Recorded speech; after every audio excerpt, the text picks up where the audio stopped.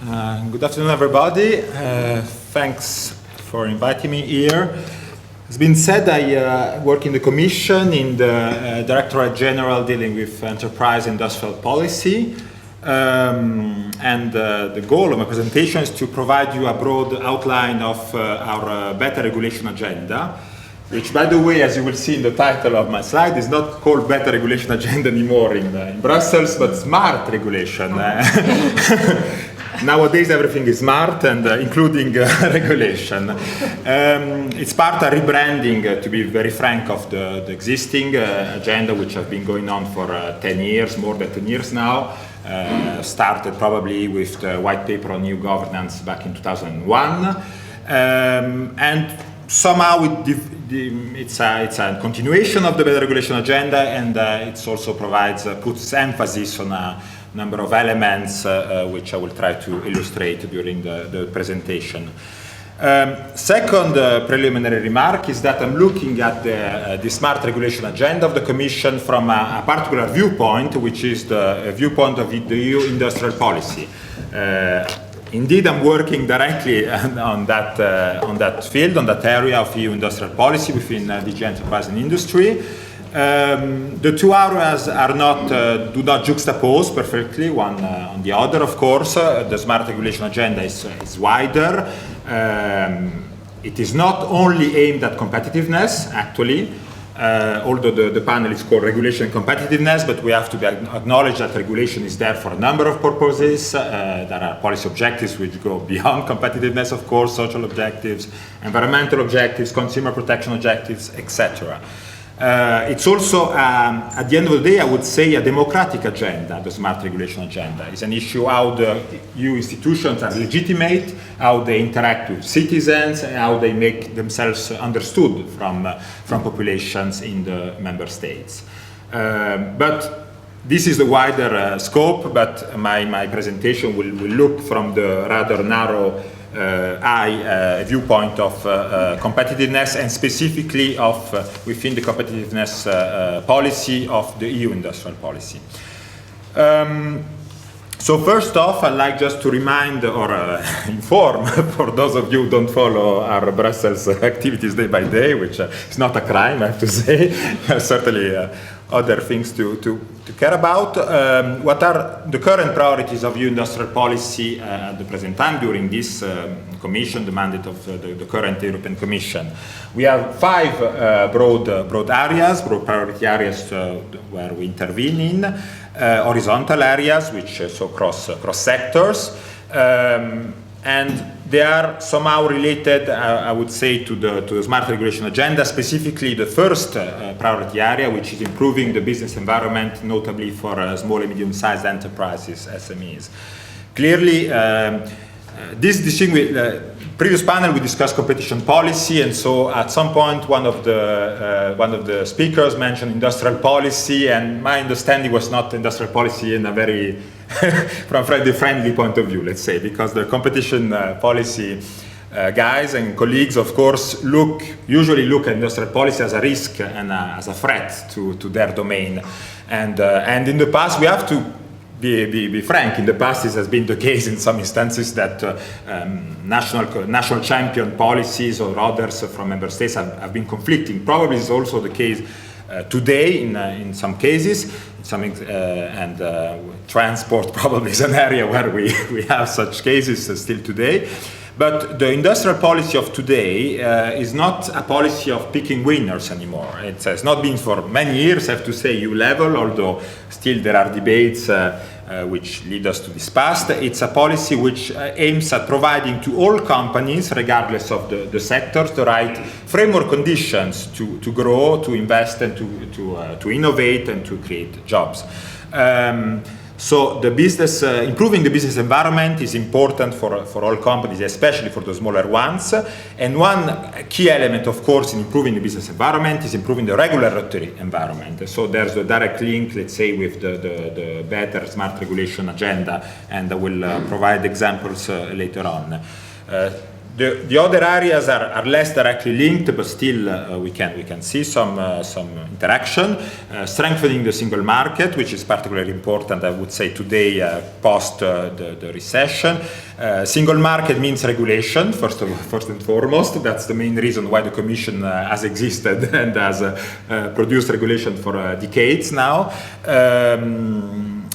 It also implies that, but it also it brings benefits to companies which have the wider market available, and so for consumers as well, but it also puts costs, of course, on companies.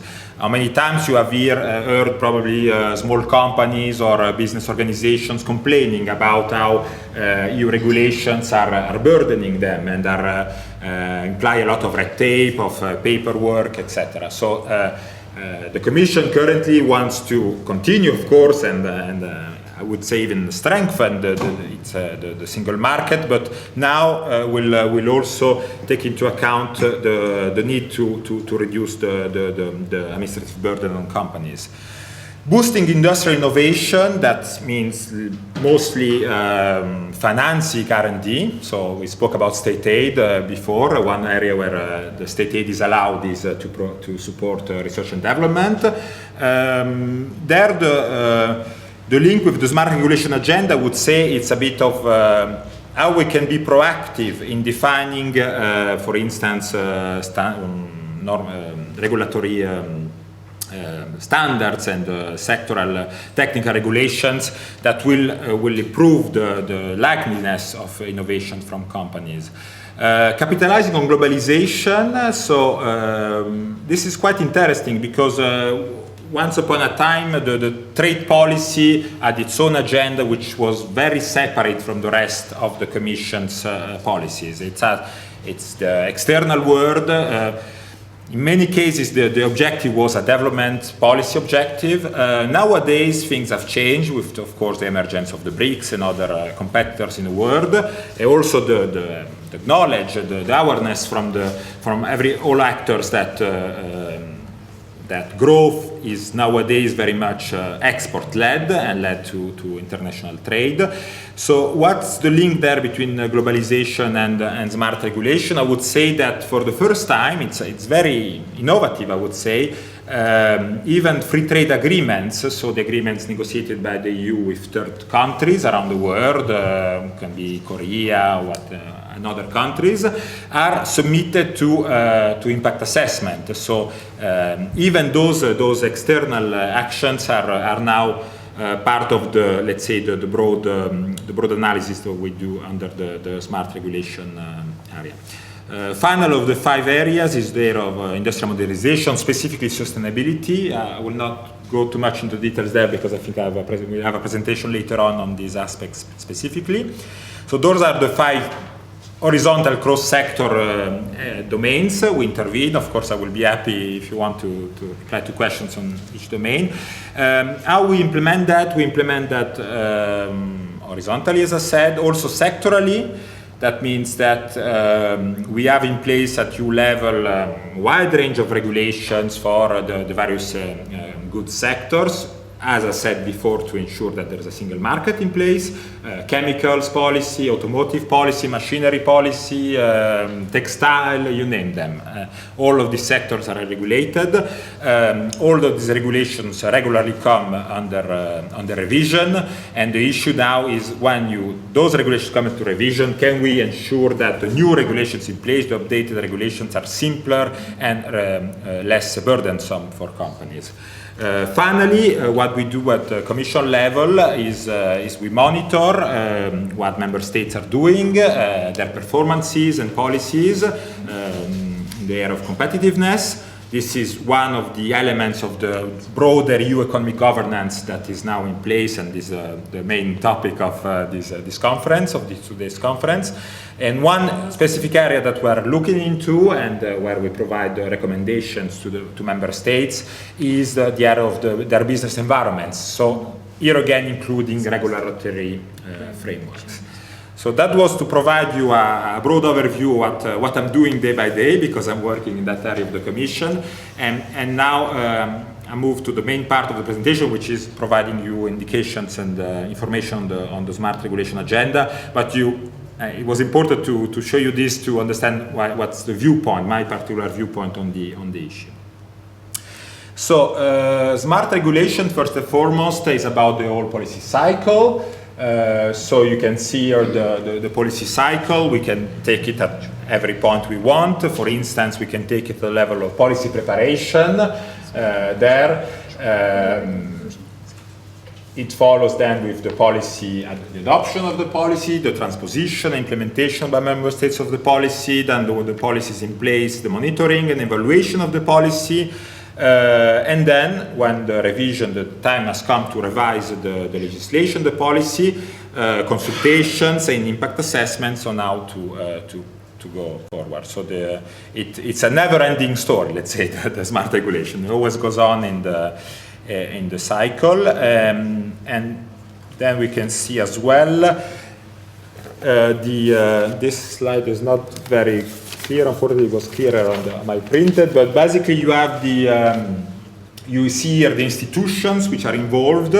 Unfortunately, the upper right hand side of the circle is absent, but there was initiation of the policy by the Commission. So on the up you will see for some bizarre reason, for Edinburgh University doesn't like our role as initiator of new policies in the EU level.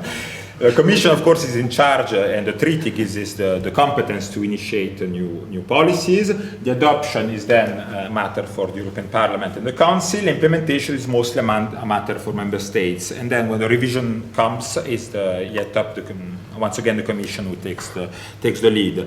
So now we'll see these four let's say phases one by one, and see what we're doing in all these phases in terms of smart regulation. So first of all, the revision of existing legislation. We call it, as you know, in Brussels, the acquis communautaire. So it's the whole range of rules, regulations, directives, decisions, etc., that have been adopted since the Treaty of Rome. So it's quite a large acquis and body of legislation. It is the existing stock of legislation, of course, that creates most benefits and costs. I mentioned before the example of the single market in particular, but we can take other policy areas. And this acquis offers also the greatest lessons on what works and what doesn't, and why. So we have one first element, of course, in our smart regulation agenda here is to learn from the past and learn from experience. So how we can do that is to, first of all, is to strengthen the evaluation of legislation, because the Commission is committed, is not committed, is asked to, is binded, is asked to evaluate all the financial programs. So you will see for all financial, every euro which is spent in Europe for the European budget will be evaluated. There will be evaluation at levels of the single projects, evaluation of the programs, and even broader evaluations, interim, ex post evaluation. So that's going on. It's something we have to do on the basis of the financial regulation of the Commission, and we do it. Now what we're increasingly doing in the Commission is also evaluate other pieces of legislation, so not only the financial ones, and environmental regulations, agriculture regulations, health and safety regulations, and also sometimes policy priorities, for instance, the policy priorities in trade policy or others. So we have increased quite a lot in the last few years our use of evaluations, and we are also now programming the evaluations on the basis of a program we regularly update. Evaluations will allow us, should allow us to identify and eliminate all unnecessary costs, of course. And that was the goal, of course, of when we speak about revision of existing EU legislation. One area which we have started working on quite substantially since 2005, even a little bit before 2005 we announced the action plan, is to simplify existing legislation in terms of the content, in terms of the scope, in terms also of presentation, which is sometimes quite relevant.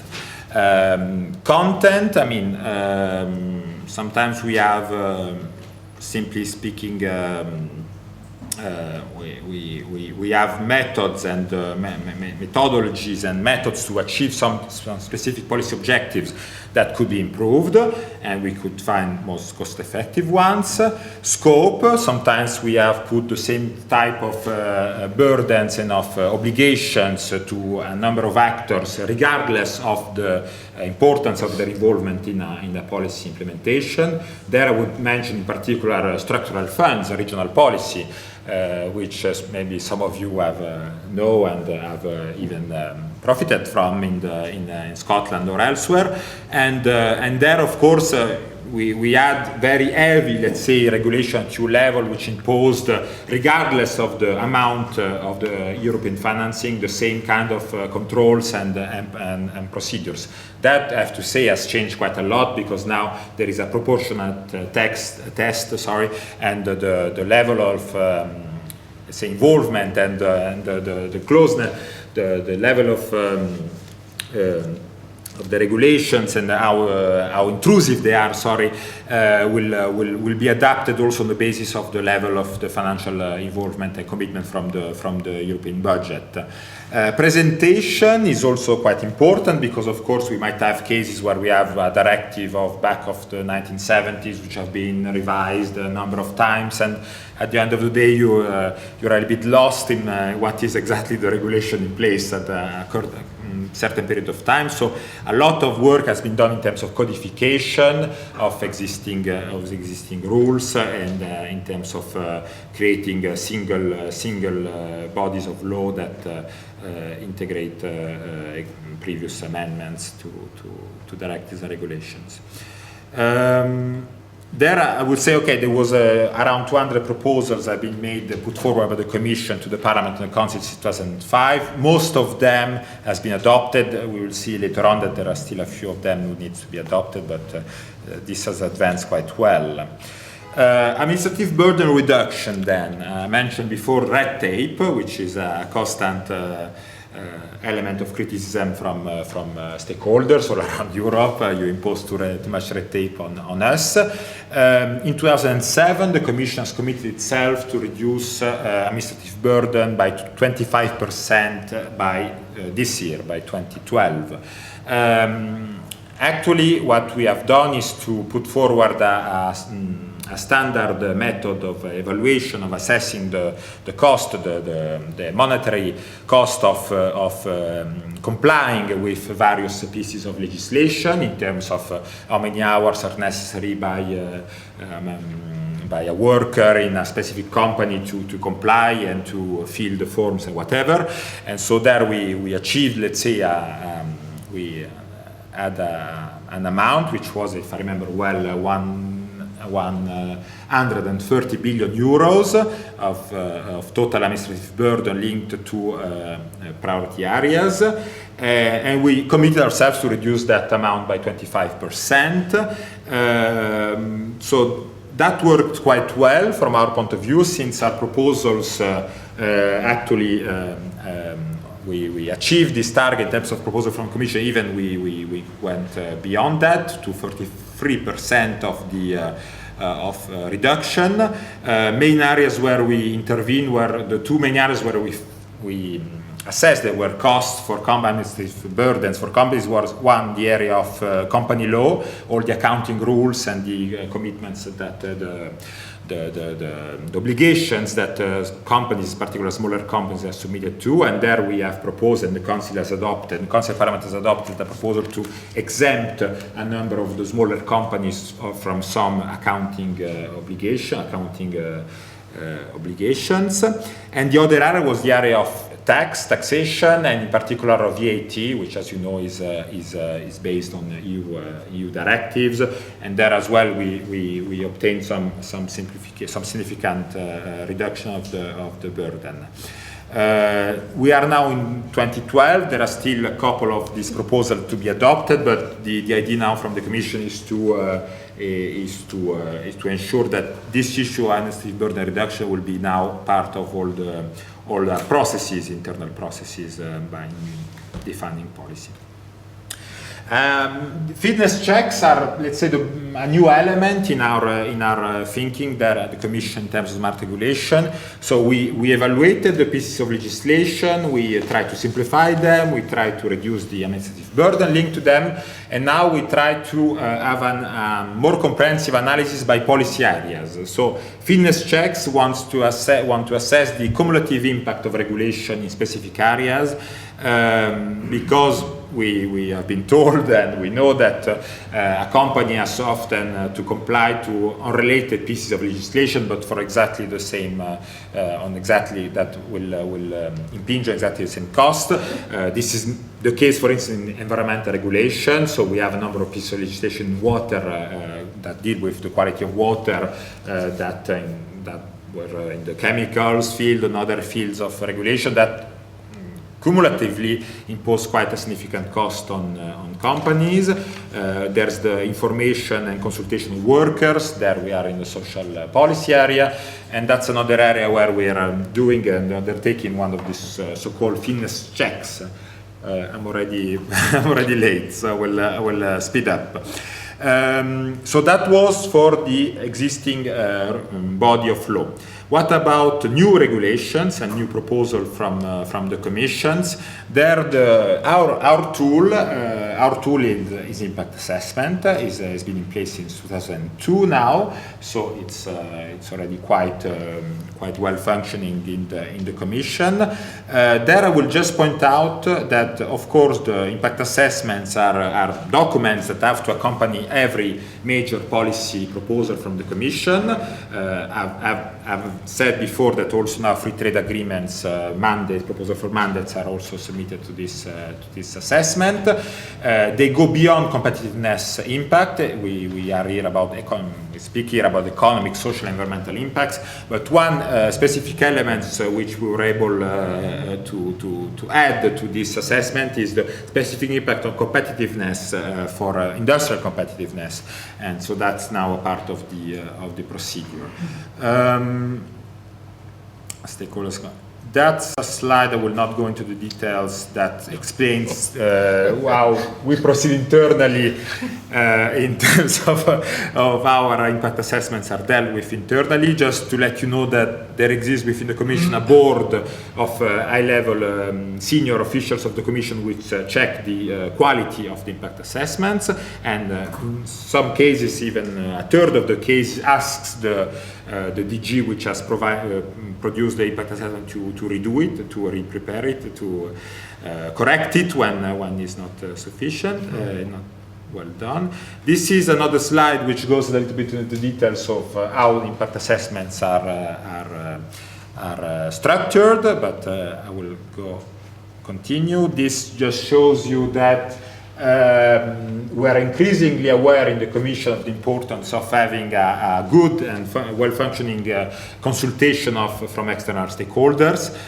We extended from 8 to 12 weeks the minimum period of consultation of external stakeholders recently, and increasingly within the internal assessment of impact assessments from the board, which I mentioned before, the question is asked to DG, have you consulted sufficiently with the interested parties outside of the Commission? As said, so existing body of legislation, new legislation. Now there's a legislative process, the adoption process of legislation, where I have to say progress has been uneven, let's say.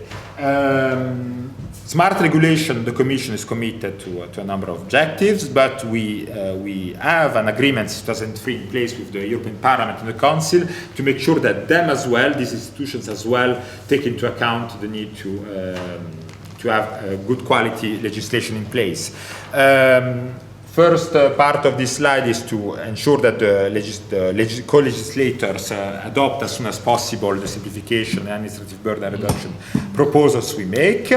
Second aspect is while the Commission is committed to have impact assessments for proposals, there is, let's say, not a binding commitment, but an intention from the Council and the Parliament, in some cases, to have impact assessments in place for substantive amendments, because, of course, interinstitutional agreement on better lawmaking. it has not been done a lot since now, I have to say. There's they are not committed, they are not binded to that, but they have said that they will do it if possible. There are two developments which are quite positive. One is in the European Parliament last year they have established a new directorate dealing with impact assessment, so they want to improve their technical capabilities on this front. And also in December of last year the Council has adopted conclusions which commits the Council itself and the Council formations to the working group levels to have impact assessments, and also to use impact assessments coming from member states on legislation. I'm coming really to the end of it because I'm at the implementation phase, so we're the final of my four phase. Once the legislation has been adopted, of course, we have to implement it, and that's mostly the responsibility of member states. And here, just to mention, there's the issue of gold plating, so-called gold plating. So what is not strictly required by EU legislation, but nonetheless, member states or regional authorities do, and increasing the perceived burden, and not only the perceived, but perceived because people will think on the ground that it's Europe's fault, it's Brussels which imposes us, and sometimes actually it's a regulation which is imposed by member states or regions when they're implementing EU legislation, which is not strictly required by EU legislation. So on that we have a high-level group going on, which is chaired by the former Governor and President of Bavaria, Mr. Stoiber, and it's assessing in particular how member states are implementing and try to identify good practices there. And not going to the details, but they just adopted last November a report identifying in a number of member states good practices to reduce this gold plating. By the way, the UK is quoted as one of the best performers on that front. I don't know, you will tell me if that's the case or not. Implementation and shared responsibility. So of course, as said, member states have, but we have a responsibility as well to help member states to implement well the regulations we adopt. For instance, to explain, to provide the guidance documents, and we have done that in a number of cases. For instance, the Services Directive on other big pieces of legislation.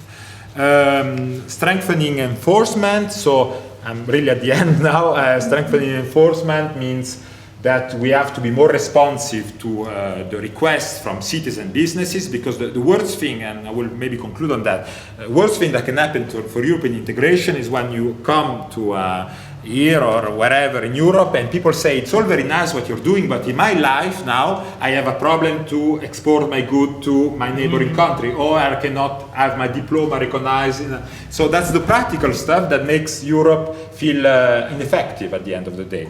So we have absolutely to ensure that we are more responsive on that, and we are taking into account complaints and trying to cooperate better with member states for early problem solving. This is the case in a number of areas. I will not go into the details. This was to remind you the importance of SMEs, but I will not go. These are a few websites. Thank you for your attention.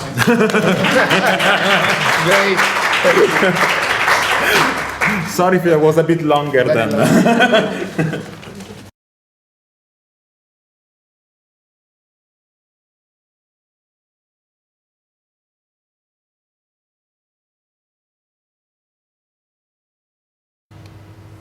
Okay, thank you. I guess that's the time of the day where the children watch the cartoons on television, although they watch them all the time, and that's my little cartoons. Can you see it there? I can zoom a bit, don't worry.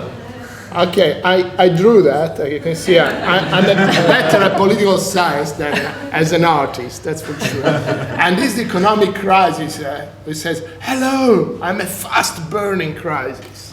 And meets with a regulation crisis that says, well, I'm a creeping crisis.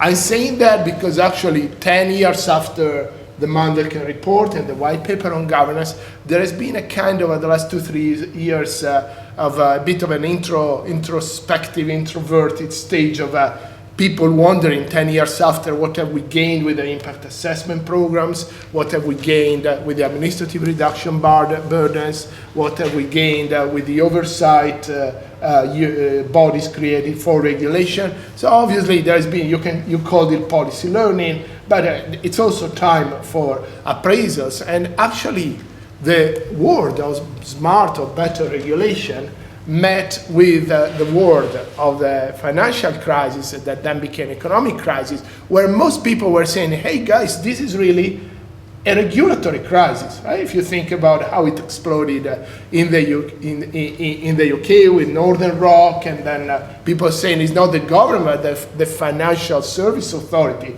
that should be taken to a court for not having enforced regulations on Northern Rock. So there were big questions that the economic crisis was asking the world of supposedly smart regulators, who were, however, at that time into their own revisitation of the progress. More impact assessment on more burdens. Should we do more? And a bit narrower. That's why the reg person is smaller than the regulation. And that's my tale of the two crises. But obviously, I will focus more on the crisis or evolution within smart regulation. Ideally, these two characters in the cartoons would have liked to meet and marry or get a nice cathartic crisis, a big resolution of each other problems. Obviously, better regulation means less systemic risk in the financial industry, and means better economic governance. You just spoke about the effects for industrial policy as well. My conclusion will be that unfortunately there has not been a cathartic crisis yet, so you have to watch the next episode of the cartoon and see what happens. But let me tell you something about the takeaway message of these presentations, so you can go after these if you had enough. And maybe I'll zoom a bit, otherwise I'm going to be the only one who can see it. Okay, obviously my topic is, can you see that? Yes. The regulatory reform agenda adopted by governments, the OECD, and the European Commission. And what is interesting here from my perspective is that the organizations that are not responsive to the electoral cycle, like the OECD, the World Bank, and the European Commission, during these last few years have responded to the challenges and questions posed by the economic crisis by suggesting, let's say, more rationality in government. So more benefit cost test, more of the, you remember the loop that Roberto showed us from thinking straight and smartly from initiation to implementation, evaluation, and then back to the new policies. More of this whole of government approach, high quality for regulatory reform, essentially big program of a lot of evidence-based policy and a rational approach to the whole cycle of regulation. The answer is to invest in more economics in government. Essentially, it makes a lot of sense. We think before we act, but we think really strategically, whole of government, from the cradle to the grave of regulation. Nice. I'm not taking issue with that. I'm just explaining that stay there. The governments that are sensitive to the electoral cycle instead have followed a different approach. They have responded to the crisis, economic crisis, in two ways. They say, okay, one way is that let's act before we think. Let's do something that people out there in the banks, in the industry, the people who run shops can see immediately. And then think later about what to do next. But it's important that instead of agonizing over the best guidelines on impact assessment, over the best mathematical model for benefit cost analysis, we just go out and do, like Mr. Stoiber always said, a good, let's reduce, 20% of the burdens. Well, what are the burdens? We don't know, but let's say, let's start measuring these burdens and find out how we can alleviate the sorrows and pains of the people who work in the economy at the level of plants, firms, and companies. They have not invested in huge sophisticated tools. They invested in watered down versions of impact assessment or really basic tools like the standard cost model of looking at the administrative obligations. And so instead of thinking before they have acted, done something, And then like the Netherlands, okay, now we know we have built some capacity to capture the burdens. Maybe we're going to capture the total regulatory costs, okay? And on the other side, there were these guys of the OECD with not just the cost, but benefit cost estimates and regulatory indicators, etc. And the Commission as well, because in my story, the Commission belongs to that family of organizations. Now, don't get nauseous. In some countries, like France, Italy, to some extent the Denmark, have said, guess what, we don't even do these basic measurements that at least show something, we just need to communicate. So we go from total measurement, whole of government approach, rationality, to let's do something, basic measurement of some categories of costs and show goodwill to the business community, to let's ask the business community to tell us what we should do. So no measurement at all. It's important to have a nice website. It's important to have a cocktail party at the cabinet office where the minister encounters this business community that has never latched on in this program. We still hear in the UK people who are against impact assessment or the burdens reduction plan, and they all come from the business community. They say this is a palliative. So the government at some point gets there and says, well, tell us, and I'll show you some nice stuff about it. So the important here is to communicate, establish a point of contact with the business community so that then the stakeholder will act before you, organization, think. That's a story. Now I have to prove it. Okay. First of all, smart regulation, what is it? That was already done. There is a definition by the policymakers. That definition by Roberto is perfect. Rodrigo. The same was provided by the so-called Green Book of the Treasury of our Treasury, OECD. Okay, just to say to those who have studied regulation at universities that actually this is not Gunningham and Grabowski. This is not Michael Sparrow. It's not this. I don't know, Georg, if you study George. You studied that in the States? Yeah, that is different. It's not Robert Kagan, that's the academic smart regulation. Actually, as Rodrigo said, we should call it the better regulation or high quality regulation programs of the governments and the international organizations. So it's different, just a caveat. And the second, as you can see better in my narrative later on, there are those who think about regulatory quality like quality. So I don't know, regulation that delivers net benefits to the citizens. You talked about the citizens, the consumers, right? And that's the Canadian principle, for example, of better regulation that delivers net welfare to the Canadian citizens. Doesn't even talk about the firms. And what people like Mr. Stoiber and others would say, or Gordon Brown when he was Chancellor of the Exchequer many times said, no, good regulation.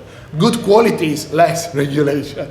So it's a deregulation and regulatory cost compression. That's just a different perspective on regulation. And that's the political side of this. As I said, I want to talk about the different responses of the smart regulation world as defined by the policymakers, not by the academics, to the challenge and as well as an opportunity provided by the economic crisis. Okay, this is the only academic content, but just to rehearse with you that there are 4 ways in which organizations can be intelligent. And we know that from Neil Brunson. They can do rational analysis of all the possible courses of action. Now you can do A, B, or C, and then you choose the one that has some highest benefit cost ratio for you, maximizes your profits, benefits, expected utility. We know that. There's another way that the studies of policy diffusion have shown us, just do what the others do, emulate.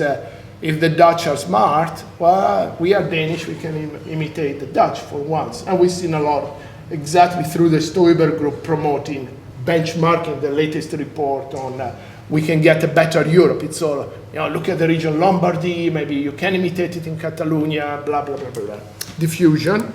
You can also be intelligent by using your experience. You realize you don't know enough to calculate all the consequences of your action, so you do something you probe, you throw the stone in the lake, and you look at what comes back. So probe and assess the response. Use your experience to see, that's like what I'm doing here. I raise my voice a lot, I see the experience is terrifying, I lower my voice.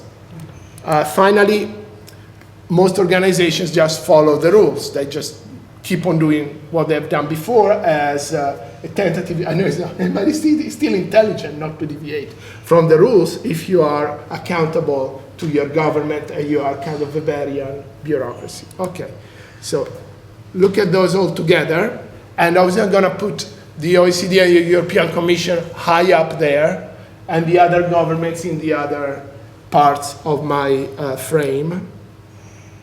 So this is just to show you one more time, it's just the same, that in terms of responding to the crisis, you can either say, okay, we're going to have a rational system of regulatory reform that measures the cost, the benefits, evaluation, fitness check, everything, oversight units, super boards, regulatory czars, everything. Or you can say, let's do something and follow the rule, perhaps emulating a little bit. And since we talked about the balancing act in competition policy, that's the balancing act of regulatory reform. Still check that you can see that. Okay, let's look at essentially the response of the OECD. That came at a fantastic conference in Paris on late October, 29th, 30 October 2010. And recently, the recommendations of the OECD Council on Regulatory Governance of April, I think, 2012, essentially they said in order to be effective in the financial economic crisis world, we have to fill in the rationality deficit. So we have to be on top of the mountain of regulation. To give you a flavor of the report says we need commitment at the highest possible level, whole of government approach. So no matter what sector is, we're going to follow the same rational template. Integrate economic analysis very early in the process of developing legislation. Establish institutions of oversight. Conduct systematic program reviews. Regularly publish reports on the performance of regulatory policy, possibly with indicators of regulatory performance. That's essentially, you can also imagine how this comes down on the Spanish or even Swedish minister that has to go home and implement this rational architecture. Very ambitious. That's why I call it climbing the mountain from the top. And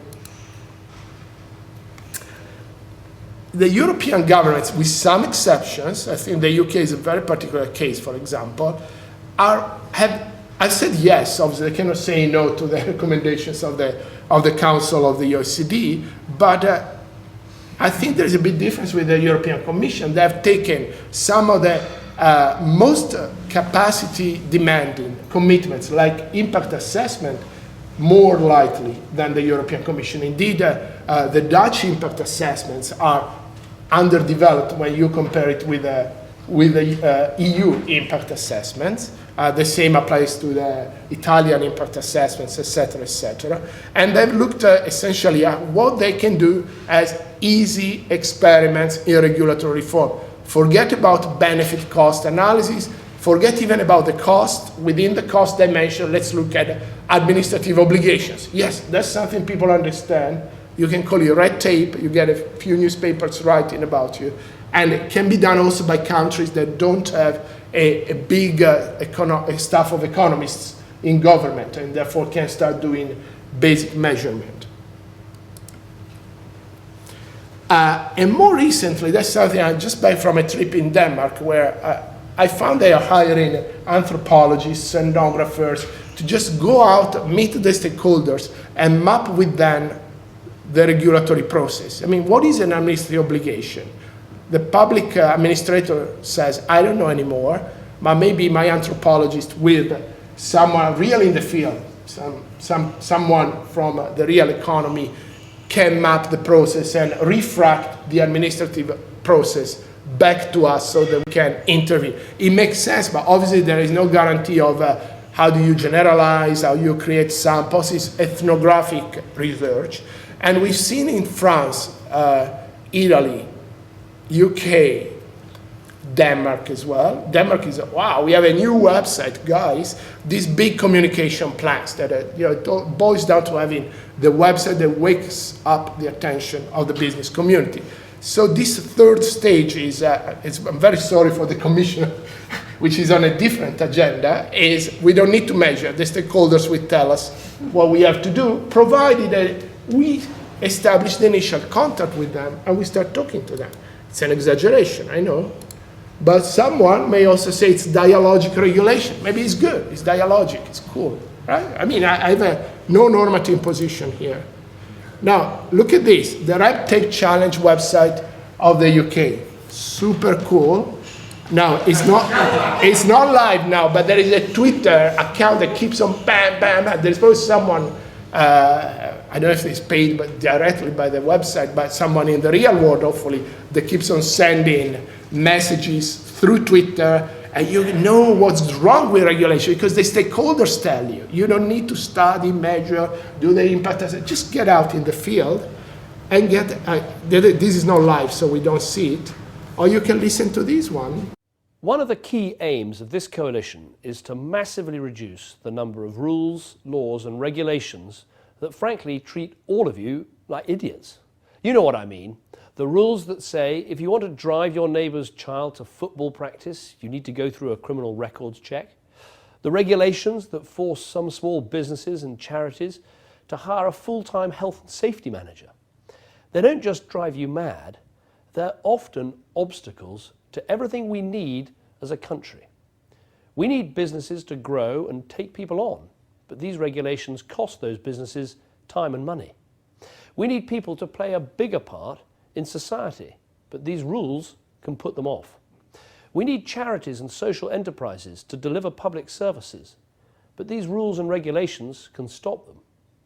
There are over 21,000 statutory rules and regulations currently in force in our country, and I want us to bring that number and the overall burden of regulation down, and fast. Now, I know that you've heard this sort of talk before.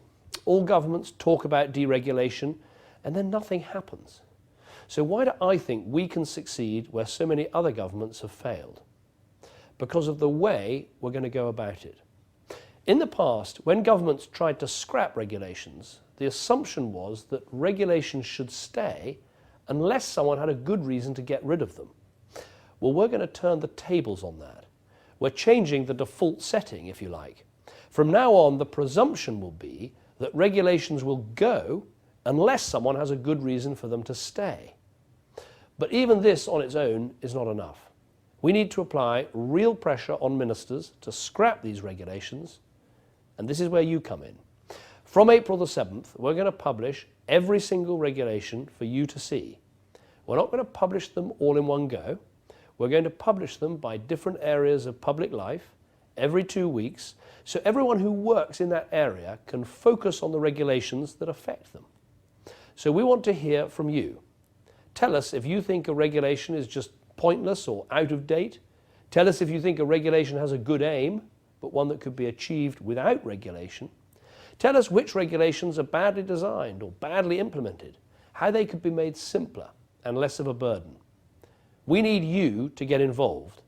So we don't need impact assessment, economic analysis, ex post evaluation, just Twitter in and work for the government for once. I spare the last 20 seconds. That's a Danish we can go back. The burden hunter technique that is done with a department of political psychologists called Mind Lab in Denmark and ethnographers, anthropologists. It's not the big number, it's the attitude. They looked at me, I was there talking about indicators, say, are you still doing the numbers? We just go out in the field with ethnographers. It's a lot of things. Then these I cannot show you, but for those who can read French, it's really, the maximum is communication only. Forget about the content, it's the French. Simplifions, we simplify together, right? And that's, I love this. I mean, you said before a technocratic government, that's the Italian government of today, which is essentially political, they put on a website, say, so which regulations should be scrapped? Name, surname, email, address, postal code, regulation to kill. We'll take care of that. Just tell us. And that's, I kid you not, it's governoitaliano.it. So it's the official simplification website of the Italian government. It's quite interesting. So I see a gap between the questions about regulatory quality posed by the, from Lehman Brothers on Northern Rock and now the Spanish banks by the financial economic crisis, and these responses provided by the world of smart regulation. Just to add to that, the letter by Prime Ministers Cameron, number 1, Monti, second, to sign 13, right, or 15? 12, okay. To President Van Rompuy on, page 4, burdens. Forget about, everything else, but reduce the burdens on the economy. The Danish-led Competitiveness Council, I think that was February or April or February, where they said you cannot evaluate your policies. You have to involve the stakeholders and the final users of regulation. They know which regulations are good or bad. I'm not giving a normative interpretation of that, but just showing the trend towards end users, communication, tell us what we should do. So there is no cathartic crisis in sight. I think obviously we see the Commission and the OECD bowling a little bit alone, probably followed by the UK, by Sweden with the Redet, and there's a family of organizations and countries, but most of the others, they were already in the world of let's do something simple, like the measuring the burdens. Now the risk is that they may slip down to communication only, or maybe it's good, maybe that's dialogic, but certainly it's not exactly what the ambitious agenda of the OECD and the Commission is. I would say that there is a tension here between the 4 ways of learning and becoming intelligent that I told you at the beginning. The rational way, which was well presented here, and there's still many passionate admirers in academia as well as in the policy world, and learning through experience, learning through emulation, or maybe following the rules, and maybe getting the stakeholders to work a little bit for us. And so we are unfortunately back to our characters that I've not really met, not yet. Okay.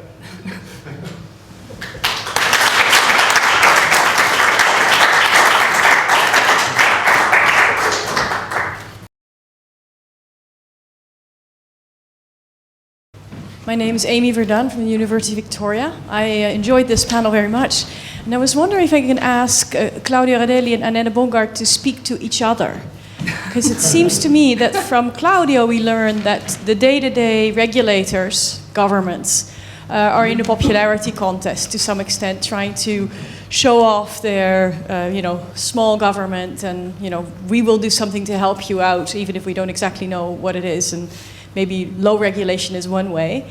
And in a sense, I think what Annette Bongard is showing us is that in order to get smart growth, you don't use the language, but it's ultimately where we're going, sustainable ways of moving forward, you need to actually get the big picture, and you need to regulate, and you need to give us new tools, new techniques, and discourage certain routes. And there are all these schemes, but ultimately it looks like it's more steering. So given that we're looking at EU economic governance and the big umbrella under which we're having all these conversations is the crisis, how do we marry these two trends that we both see as part of the European project? Thank you. Thank you. Sorry, very interesting panel. I have a question for Annette. Perhaps I missed something, but it seems to me that you were arguing that in the economic theory, the market solution is supposed to be the best.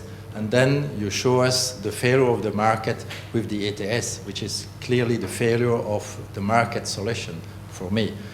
Because the other solution would have been very simple, to tax energy. And then that's a simple solution, and we would have some results since the beginning. It means 7 years. Secondly, if we compare this kind of market solution with the command and control, for example, with the CO2 emission for the car, that you put the ceiling, all the industry say it's impossible, then you pass the legislation, and all the industry is arguing we have the innovation and we will fulfill even more. That's the regulation they were against. So one again, the classic regulation seems to me better, or at least challenge the conventional approach of the mainstream economics. But perhaps I missed something on your presentation. I think very interesting your last slide, but perhaps 2 comments on that. A lot will depend on the energy cost. That if you are much more, if you improve the process and reduce the energy, will depend if the barrel will be 100 or 150. So the benefit and the cost depend of an external variable. And also with the leakage is the world, we have multinational companies. So that's also multinational company moving the one industry from one side to another. It's not the competition between countries, I think. For Rodrigo, interesting you spoke. I think you never said benefit. You say always burden in your presentation. Perhaps I miss this word benefit. But the question is, what is the burden to have health and safety in the enterprise, and what is, according to you, the benefit? Because we were speaking in the first session about social Europe. And the base of social Europe and regulation was health and safety. I know that no regulation were changed, but what is the logic that health and safety, to protect the health and the safety of the people at work, is a burden? And I could confirm, because we receive all the consultants you hire, they have no methodology. On health and safety, they know nothing. There is no methodology, there is just fantasy. And there is a paper of the Institute. You can trace all the errors they are doing, and for the same task, it could be 1 to 10 depending the country. So we don't know. For one report, it takes 5 minutes in one country and 3 hours in another one. And that's pure fantasy. Well, it's not even burdens, rational. You're talking about burdens? Or no, about all the methodology they are using for health and safety, because there is a lot of contract with the Commission with that simplification, and they return to the Institute because we are specialized with health and safety. So there is a lot of questions, they know nothing, and there is an in-depth analysis of all the errors in health and safety. So you were arguing it's a rational process. I'm not so sure it's so rational when you see the part we have analyzed, this health and safety at least. Just to give you some exercise, Neil Mitchison, the European Commission. I'm interested to ask Mr. Peduzzi, do you think that the Parliament or the Council have the capacity to do an impact assessment? In the areas I've worked in, the answer would be absolutely no. The Member States, yes, within their Member State, but it's quite difficult to put them together. But, you know, I can't imagine how many more people they would have to employ to be able to do it. Okay, so why don't we go and start with you, and then we'll just go down the line. Okay. So there were 2 direct questions for me. I like also, if I may, just a word initially by Claudio's presentation was, I think, very, very interesting, and indeed there are the nerds. I think I'm on the nerd side of the word, and then there's the more intuitive people, maybe creative people that react. But I think also what we hear from Annette's presentation, that we have to be careful with stakeholders now. So it's a consultation of stakeholders. It's completely part of what we do in the Commission, and we are required to do it. I think it's a right way to proceed. But one thing is consulting stakeholders. The other thing is just to take in whatever you've been said as granted and as a proof fact. You just mentioned the cases of some environmental regulations, which are very much contested when they're being prepared, and then we discovered that maybe they can actually be achieved with less cost than were announced.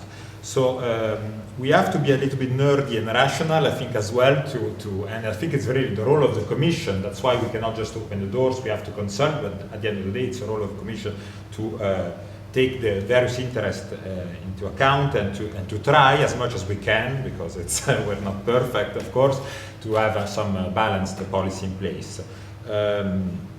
No benefits from regulation, no. I tried to say at the start, maybe I was quick and was also clear that my viewpoint was a bit particular and come from the industrial policy perspective. But clearly regulation has a lot of benefits, the single market first and foremost, but there are other policy objectives in place, and I mentioned environmental protection, social protection of workers, and indeed consumer protection. So this is not the issue of saying that we are removing these legitimate policy objectives that come from the treaty, by the way, that are required, and that there are all departments in the Commission that are pursuing them rightly, by the way.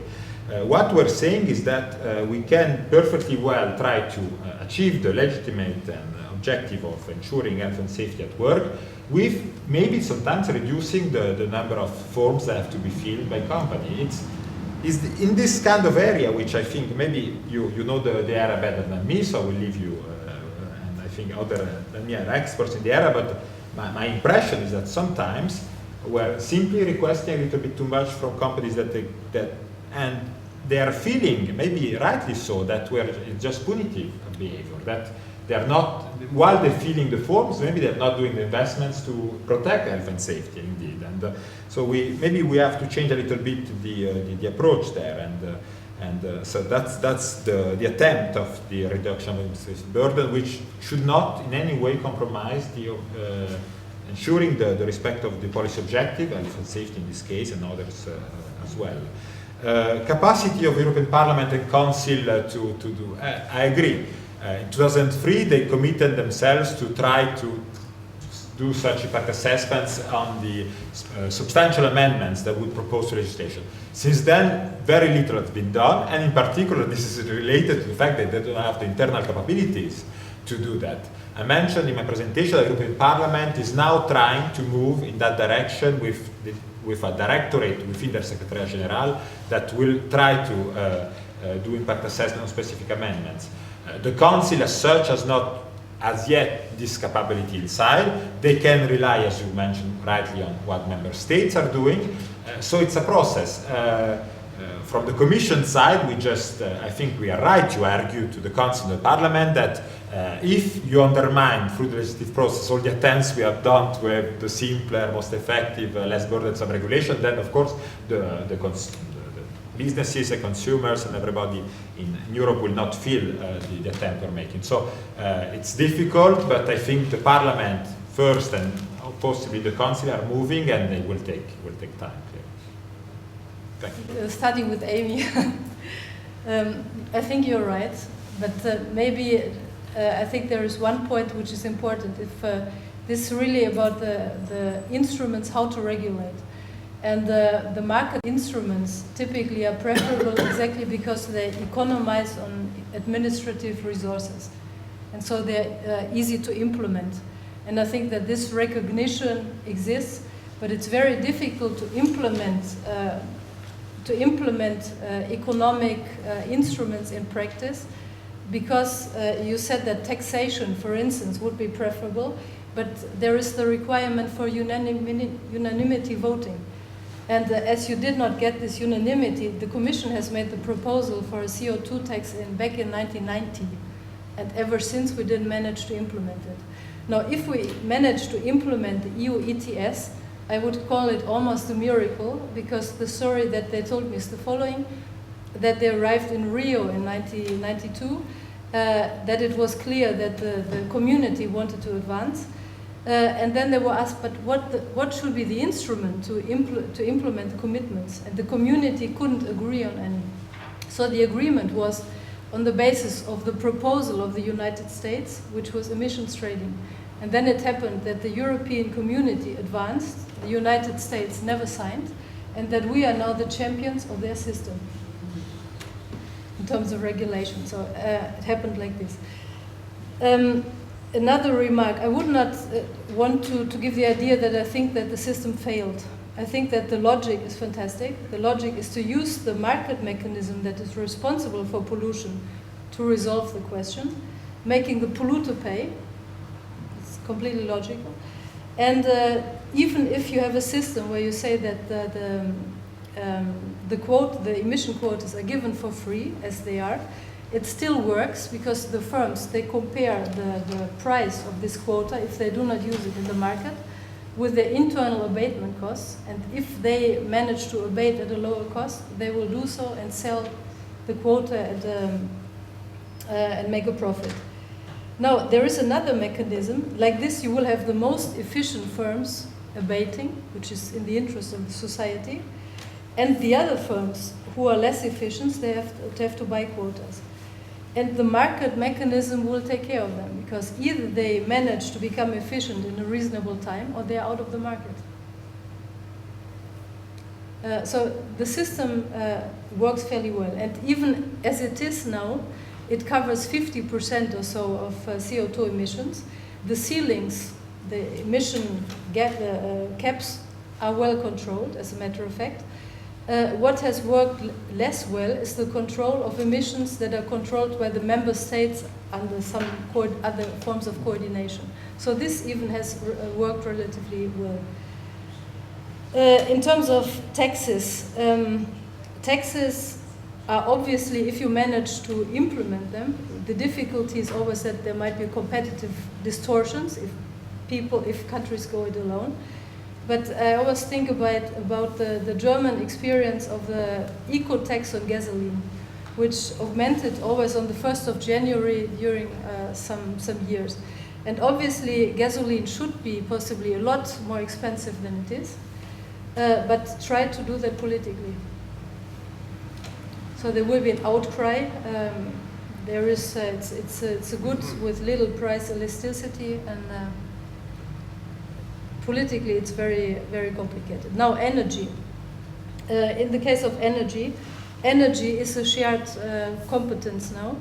But if you look at the section in the treaty, it's composed by one article.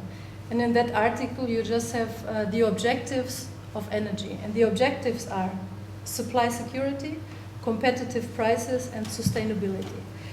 Now, what is the issue that has impeded us going in this direction is that we have energy mixes in member states which are fairly different. And so we face different trade-offs between supply security and competitiveness. For instance, looking at Germany, Germany maintained, against the will of the Bundeskartellamt, of a system where you have very concentrated market structures. Why? The reason is that these companies have to be big enough to negotiate with Gazprom, because Germany fairly depends on that particular supplier. Now, if you had European transnational networks, you could resolve these trade-offs once and for all, because supply security would not be such an issue. If you close on one point, you can make sure that the energy, gas, or whatever comes from some other side. Competitive prices, the same. I mean, you could have more competition because you would be less dependent on certain suppliers. Sustainability, you could have a specialization of member states on certain renewable resources, wind or sun or energy, waves, whatever, I mean, biomass, you name it. And so you could really resolve that, but what is lacking at the moment, and this requires a long-term view that we have not had so far, and money, lots of money, is the transnational networks in Europe, because so far everybody thinks it only from the national point of view. You asked me to engage in a conversation with Annette. I promise I will. It's very easy to understand. Let's ask ourselves two questions. The first is, why are we doing better regulation? Or better regulation for whom? Who is the audience? Who is the target there? And for some organizations and governments, the target is essentially the citizen. I mentioned the Canadian principles of better regulation because explicitly say that the essence of regulatory reform boils down to delivering net welfare outcomes for the Canadian citizens. Clinton had the same definition in his executive order. If we look instead at how historically regulatory reform evolved in countries like the Netherlands or the UK after 2004, we see as being essentially a way to deliver towards the business community. So the audience has always been the business community, and in an overly simplified relationship between business and government, someone thought perhaps they just want less red tape, they want deregulation, they want cost compression. The European Union came into this starting from the discussion of the white paper on governance. So the European Commission could never deny the principles of looking also at the social, environmental costs and having essentially a balanced approach between what is good for the economy and what is good in general for public health. We've seen DG Sanko agonizing. I'm not saying that they always do it better, but agonizing around this. Something that I remember when I spoke to people in the cabinet office, said, but do you do better regulation for the citizens? And they said, actually, we do it for everyone, but not for the citizens. You know, we have the small firms, the international firms, the medium firms, those who need permits and like. We haven't thought about the citizens because they see themselves as an offshoot of what was in the past the Department of Trade and Industry. Second question, which is very important, is that you can say that better regulation is a matter of quality. So you are neutral to the total number of regulations. You can say, can be 1 million, could be 100. We pass, we approve, we endorse all regulations that pass a kind of benefit cost ratio. But we're not concerned with you, because if a regulation saves lives, saves the environment, and the costs properly, you know, once you discount, etc., are compatible with the benefits, why not? Or you can say, that's the second narrative, actually, this is about, we have too many rules, too much red tape. So you take for granted that in every regulatory system, there is a 50, 25% of fat that is doing nothing. And you can get these systems to be leaner by taking out, it doesn't matter, it's going to be a benefit in any case. And those are, I think, the two approaches. It shows up, those are some data we have on our website based on coding some 1,000 impact assessments from the EU and the UK, and our website, if you Google RREG, it's at the end of my presentation, has all the papers. It shows up in the data in a very clear way. The last column is the number of impact assessments that evaluate the environmental impacts. And I'm not saying they're doing it well, I'm saying that at least trying. Yeah, you see, I don't know if you can see there, Amy? Mm-hmm. You see the big difference between 60% in the EU, 30% in the UK. The same with the social impacts, but on environment it's really pronounced. Now there are many caveats, and maybe the EU just shows that they do something on environmental impacts, but ultimately they don't they provide a back of the envelope estimate. We haven't looked into that because of 1,000. Unless you know the individual regulation, you cannot say whether it was done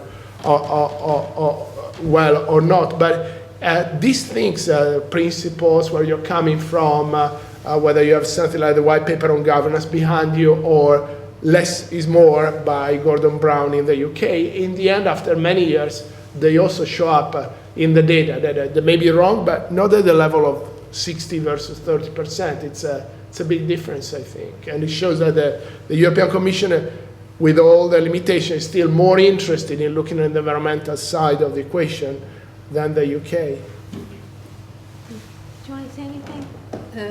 Maybe only that the Commission is obliged, right, by the treaty to make an cost-benefit analysis of environmental policies. Yes, but that's environmental impact appraisal. Yeah. This instead applies to all items in the community work program, and some comitology issues they may have to do, not necessarily with environment, but with toys. Or it's just that in 60% of the cases, they think, okay, but what about environment? What do we say? Is there any and that's beyond the treaty duty introduced by Maastricht, right? Or the environmental impact appraisal. That's a general scrutiny of legislation. Go ahead. You have the mic. It's a question for Claudio regarding your model. You seem to sort of lump the Commission and the OECD together. And given the focus of this conference on EU economic governance, and also given Rodrigo's presentation when he showed us those interesting figures about getting rid of basically the EU speak equivalent of getting rid of red tape as well, it seems as though the Commission is somewhere between member states, governments that have to be responsive to the electorate, and the OECD, which is obviously more, you could argue, more of a think tank, a detached body, whereas the EU Commission obviously has to engage with governments, has to engage with populations, and so on. So how would you place the Commission in your model? It's an interesting question. I think in this area, the level of personal contacts between key staff at the European Commission, SecGen, DG Enterprise, and key staff in the regulatory directorate of the OECD has been so close that in the past I've seen tenders written by the OECD, and they say we cannot get it out, but maybe the Commission can do a tender on these regulatory indicator studies. So there is a single epistemic community there. In turn, you can see behind the OECD the strong influence of Canada, the US, New Zealand, Australia, but certainly Canada for many years got the chair of the regulatory, what is called the Regulatory Policy Committee of the OECD, and they were coming from environmental stuff, from policy evaluation, from the Treasury Board Secretariat, all that stuff, and the OMB as well as kind of active, but less than Canada. So there has been a single community, I call it epistemic, I don't know. But it's also true that when I spoke to people at the Commission, they were very sensitive on the key member states leading in this area, especially countries like the Netherlands at the time of Gary Zalman when he was finance minister in 2002, 2003, 2004, and the UK with Gordon Brown at Treasury. They've been saying, okay, the Commission cannot do what they want, which was very much similar to the OECD. They have to do what the key member states want. And this is how you see the evolution of these beautiful impact assessment guidelines that could have been OMB American guidelines. Then in 2005, they get Appendix D on administrative burdens because Zalman and Brown wanted that to be calculated. And then the burdens became upgraded into not Appendix D anymore, but a part of the guidance and the statutory and duty. So the Commission has to report to the Stoiber group about how they are going about the administrative burdens. Certainly, the Commission is in between not all the member states, but the most active, and the OECD that, yes, it's part of an intergovernmental kind of secretariat, but they can go a little bit on they don't have a lead as short as the Commission. So it's very interesting thing, this also commonality of thinking between key officers at the Commission and key officers and the DG, the OECD, sorry. If I can offer a comment there, Neil Mitchison again. I think you're right to emphasise the actual people involved rather than thinking of the Commission or indeed the OECD as a monolithic institution. I recall, I think it was in 2007 when Gunther Verheugen had the reduce regulation mandate, and at one point he sounded off in the German newspapers about the civil servants of the Commission had too much power in relation to the commissioners. Now, voices I heard within the Commission said, well, we think that is because he persuaded the commissioner concerned that this particular regulation he was looking in was silly, until the commissioner went to the Director General, who explained exactly why the regulation had been there and how the member states had been pushing it forward and how it's what industry wanted, and he wasn't very pleased about this. This may be only one example, but I think it's a huge mistake to think of a body like the European Commission as monolithic. Yeah. I would also gently point out that most commissioners have been ministers in their own countries, and so they at least know something about the political process. Yeah, I'm a big fan of the officers like Rodrigo, and when I called them in 2004, 5 and 6, I remember they were saying, as officers, we are under administrative burdens attack. we are being Lisbonized. They say, what do you mean? Well, we have our agenda, got the regulation. And here these guys, the commissioners, the ministers who talk to the commissioners that want us to do things other than the ones we think can be defended. So there is also an interesting story to write between the level of technical expertise, and those people are not politically naive. They know what the big firms want, blah, blah, blah, blah. They know about the pressure groups, but there's still a technical layer of people who stay there 10, 15 years, like Manuel Santiago in your DG, and the commissioners who act more like politicians, or former ministers, so people look at Mario Monti, who may become then prime ministers or chairman of very important international financial institutions, and that's their future for some of them. So they are much more political. So there is this double layer of political and technocratic within, or technical simply within the Commission. So I'd like to thank our speakers today for a very interesting session, as well as thank all of you for your comments and your questions and for your presence up until the very end of today's conference. So let's give everyone a round of applause.